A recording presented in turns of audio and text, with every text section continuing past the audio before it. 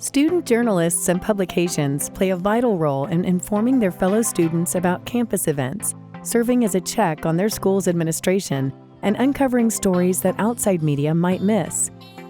With more and more local news outlets shuttering, many college newspapers are the primary source of information not only about what's happening on campus, but also in their surrounding communities. For example, student newspapers across the country covered Black Lives Matter protests of regional and national significance, from the A&T Register at North Carolina A&T State University to the Collegian at California State University Fresno and the Minnesota Daily, a 121-year-old student newspaper at the University of Minnesota.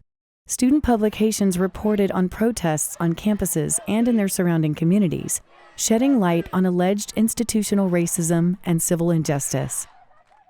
During the pandemic, student publications played a key role in holding administrators and students accountable. For instance, the Michigan Daily exposed a COVID-19 outbreak among the university's fraternities and sororities at University of Michigan. Arizona State University's student publication reported on students leaving their dorms while they were supposed to be under quarantine. And the student paper at the University of South Carolina alerted the public to the ways in which the administration was withholding information about COVID-19 clusters. Moving forward, student media will continue to have an important role to play. Publications can have a variety of formats, including print and digital newspapers, student blogs, journals, and class publications. Most student newspapers fit into one of two broad categories: classroom publications and editorially independent publications.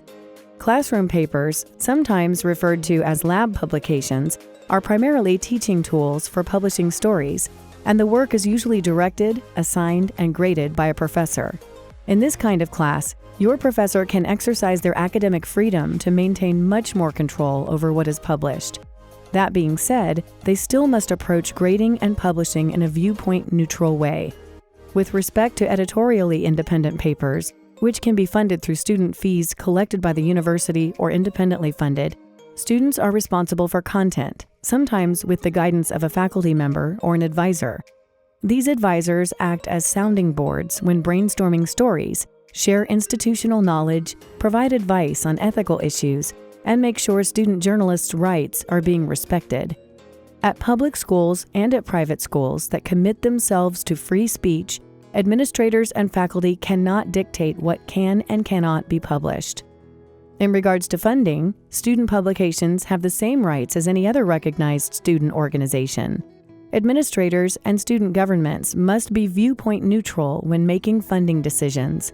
For example, a school cannot deny or rescind funding based on reporting which represents the school in a negative light or angers alumni and donors. Student publications are protected by the First Amendment at public universities. At private universities, their treatment should be consistent with university policy, which, at most private schools, clearly expresses commitment to freedom of speech, if not freedom of the press specifically.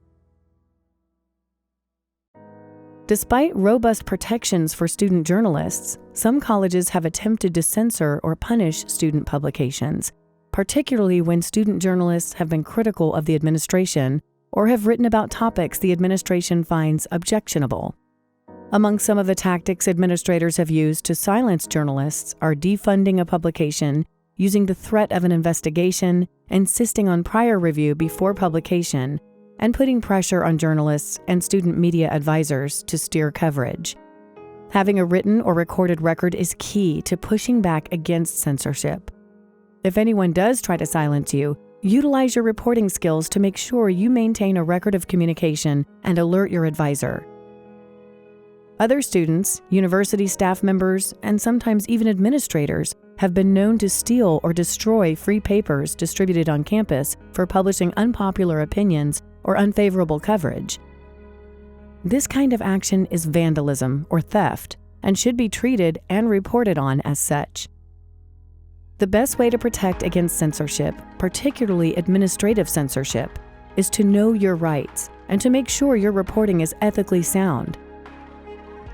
Good journalism practice should already avoid the kind of unprotected speech such as obscenity or defamation, that a school might try to use to justify interfering with student editorial judgment. Be clear with sources about what is on and off the record.